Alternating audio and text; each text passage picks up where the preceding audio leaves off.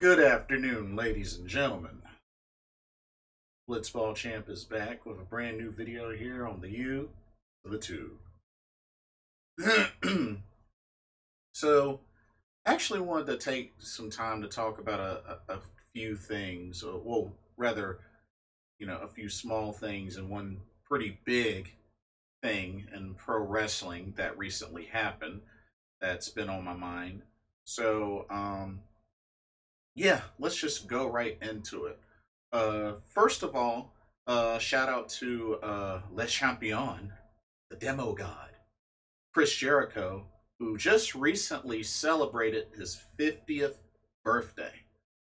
Wow. Chris Jericho is 50 years old now. And I have to say, he has aged very well over the years. I just can't believe the same guy I used to watch all the time as a kid back in WCW when he was tearing up the cruiserweight division and just, was an excellent high flyer and just has wrestled all over the world, just everywhere from just WCW, WWE, New Japan Pro Wrestling, AEW. I mean, he's been all over the world, not only as a pro wrestler, but also as a superstar, as a rock star, as the lead singer of the band Fozzy. I tell you, he's had quite a career, and I'm happy for him. I'm very happy for him. Definitely a future Hall of Famer. Uh, Probably in the pro wrestling and in the music business. So, shout out to Chris Jericho on celebrating his 50th birthday, the big 50. Congratulations. And I mean, I don't know how much longer he'll be wrestling, but hey, I mean, he's still good to go and he still looks great out there. So, gotta give him props. Chris Jericho's done well for himself, and he looks like he's still riding that train strong. So, once again, happy birthday, Chris Jericho. Next, a little bit of Stardom talk. Congratulations to Momo Watanabe and Azumi for winning the Goddess of Stardom Tag League. That's right. They ended up winning this tournament. They defeated Julia and Micah in the finals of this tournament. This tournament's been going on for a good while, but yeah, Momo Watanabe and Azumi of Queen's Quest win this tournament, and they have the right. They got dibs to challenge for the Goddess of Stardom Tag Team Championships, currently held by Utami Hayashishita and Saya Kamatani, also part of Queen's Quest. So, yeah, Queen's Quest showdown, and should be good. Should be really good. I can't wait to check that out and see what happens. And then, of course, this Sunday, Utami Hayashishita gets her red belt title shot against Mayu Iwatani. I'm looking so forward to that. And if I remember correctly, I believe Oedo Tai is going to be challenging for the Artist of Stardom trios belts, which are currently held by Donna Del Mundo's Julia, Micah, and Shuri. So, got a lot going on in Stardom. There's going to be some new debuts coming up. So, yeah, I just can't wait to check that out. But it's another tournament in the books, the Goddess of Stardom Tag League. Congratulations to Momo Watanabe and Azumi. Very, very cool. And of course, Azumi is the current high speed champion. And I hope she gets a chance to defend that belt again soon. Who knows? Maybe Natsupoi will get her first title shot, or got to keep your eyes on Starlight Kid as well. But yeah, definitely liking what's going on in Stardom, and just hope to see more. couple of things going on with AEW. Of course, the return of Pac, which is good. Also, apparently, I don't know how this is gonna go down, but could we potentially see Shaq, as in Shaquille O'Neal, in an AEW ring? I mean, apparently it was spoken.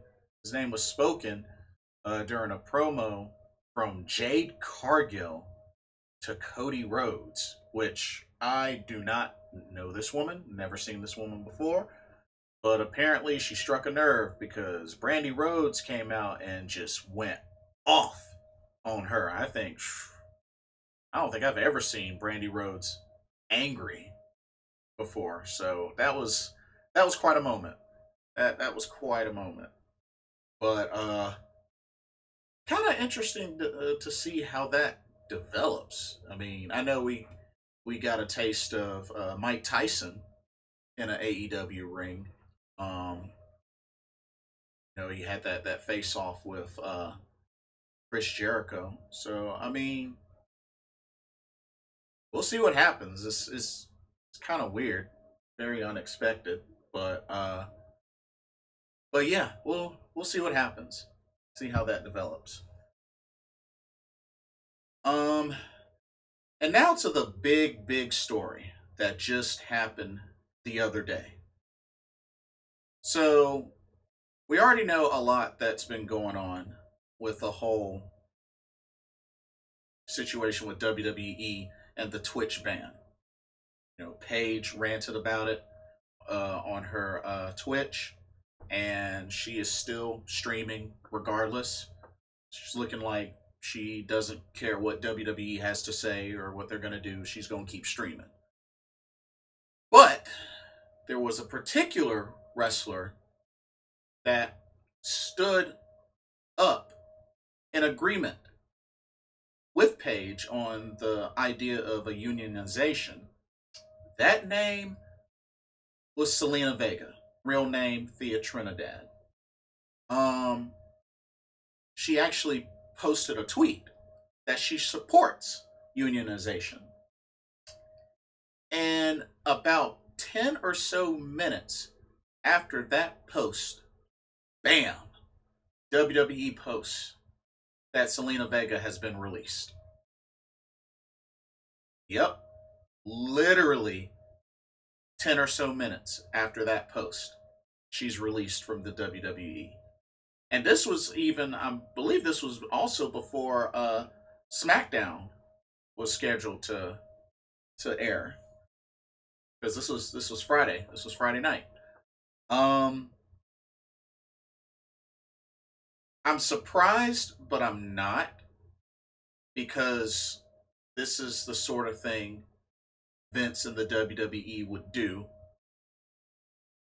She said the U word, and I gotta give her props for standing up for herself, for standing up for the fact that the Twitch ban. Because let's be honest, the Twitch ban is wrong. It's wrong. It's messed up. And it's a coward move on WWE. It really is. And at least we know that Zelina will be able to return to Twitch and, kind of continue to do her own thing. I believe it was told to me that she has an OnlyFans page as well. But she will definitely be missed in the WWE. She had something special going. Was in a managerial role, with Andrade, with Angel Garza for a good long while, but she is excellent on the mic, and she's pretty good in the ring. Don't let the size and what people say fool you. Zelina Vega, Thea Trinidad, is actually a better wrestler than most people may think. I watched her work back at Impact Wrestling when she was Rosita. I mean, she was a knockout tag team champion with Sarita. She can go in the ring. She was trained by TJP, for crying out loud. Like, the girl can wrestle. She might not be up in the top 10 or top 20 elite caliber wrestlers, but she can wrestle. Don't be fooled. Do your research. She's wrestled in Impact. She's done some wrestling in CMLL. Like, she can wrestle. She was trained by a great wrestler. She can wrestle. The only bad thing is she didn't really get a lot of opportunities to showcase that in the WWE, outside maybe 1 or 2 matches in NXT and maybe like 3 or 4 matches total on the main roster. I guess if you include a pay-per-view or two, because I know she was in a Royal Rumble, but she can wrestle. And then that's not all. But not only that, her husband, Aleister Black, real name I believe is Tom Budkin. Budkin, I think I said that right, or Bludgekin, or something. Requested to be moved back to NXT. He's currently a SmackDown on the SmackDown roster. Requested to be moved back to NXT, which, those that have watched Aleister Black, NXT was where he shined the most. Former NXT champion, won the Dusty Rhodes Tag Team Classic tournament with Ricochet. I mean, he's torn it up in NXT. Unfortunately, his request got denied, and I am not surprised that it got denied. I mean, and I just have a bad feeling that he's going to get super, super buried even more, like 30 feet deep, to the point where, honestly, it would not surprise me if he ended up just quitting. Just being like, bump this, I'm out. I don't even care anymore, sort of thing. And just, when it comes down to it, WWE is just being very salty, very, very fickle. And ultimately, very petty. Like, come on. You had great talent in Zelina Vega. And just this whole Twitch ban is ridiculous. But I gotta give her kudos for standing up for herself, standing up for what she believed in. And it's unfortunate. And then now, Aleister Black is most likely gonna have to suffer for it as well, through getting buried. But who knows? If you ask me, I'd say he's probably going to get let go by the end of this month. That's my guess. Either he's going to quit or he's going to be let go by the end of this month. That's my best guess. I mean, he already hasn't really had a great main roster run anyway. He really hasn't. Despite having one of the highest win percentages on the main roster since coming to the main roster.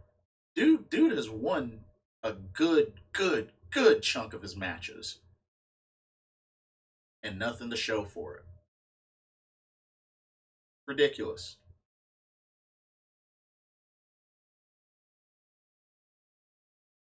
Yet, they'll keep Lana and just have her get Samoan dropped through 20 more tables. Or excuse me, announced tables. But yet they'll keep her. They'll keep her. I don't know. What do y'all think? What do y'all think about this whole situation? And just, I still feel in the back of my mind that who's next? Because somebody else is going to probably, whether it's because of the Twitch ban or even if YouTube is next on the list, that WWE uses. So, yeah. Oh, I almost forgot. There is one more thing I need to mention, and it's another big one, actually. NXT. Wow. I am shocked and kind of happy that they pulled the trigger on this. Leon Ruff, is your new NXT North American champion who pulled off an upset victory over Johnny Gargano. I can imagine there's a good number of folks that are like, who the heck is this jobber looking, cheeseburger looking dude? Let me tell you what, I got to see him quite a bit and evolve. The dude is actually a pretty good wrestler. He's a pretty dang on good wrestler. He would usually team up with AR Fox and I think one other person. They were part of a faction. I think it was called the Shulk or the Skulk or something like that. But yeah, I've seen him wrestle a couple of times live through Evolve, and I believe he was a former Evolve Tag Team Champion. So, I mean, Leon Ruff can wrestle. The dude can wrestle. So, don't let your eyes deceive you. Like I said, he kind of looks similar size to Cheeseburger on ROH. But I mean, you got to also factor in Cheeseburger is one of ROH's premier trainers. So, I mean, hey, size isn't always everything. When you can go in the ring, you can go in the ring. And Leon Ruff can definitely wrestle. I've seen it for myself. So, but it does make me wonder how long is he going to have the title? Because I don't think he'll have it long. I honestly don't think he'll have the title long. But I do also have to give NXT props in what they're doing with Indy Hartwell. So I'm hoping Indy Hartwell gets more TV time and gets more ring time, because I've heard that Indy Hartwell is a good wrestler as well. So definitely like to see more of her. I believe she's Australian, if I remember correctly. Somebody correct me if I'm wrong. But yeah, I would like to see Indy Hartwell get some more wrestling time. Um, I'll end with this question for y'all, because I really want to get thoughts on this. So, Raquel Gonzalez was supposed to face Xia Li. That didn't happen. Boa came down to apologize to Raquel that Xia Li's not here. She demolishes him. And then the lights dim, and lights turn red and black. There's this silver dragon serpent-like image that is on the screen, and this rather old, like maybe not gonna say middle age, but old looking dude comes down and hands Boa one of those Chinese letters. And it's interesting because before, Boa would be giving those letters to Xia Li. I don't know what's gonna happen behind this. I'm thinking personally, I'm thinking it's two things. I'm thinking it's one of these two things. One, Xia Li is going to get repackaged into this like Yakuza looking character, triad looking character. Dragon, like maybe all black or something. I don't know. But something tells me maybe she's going to get repackaged. Or two, another stable, like maybe some sort of Chinese triad stable, is going to get formed. That's going to include Xia Li, Boa, and I know this is a long shot, Karen Q.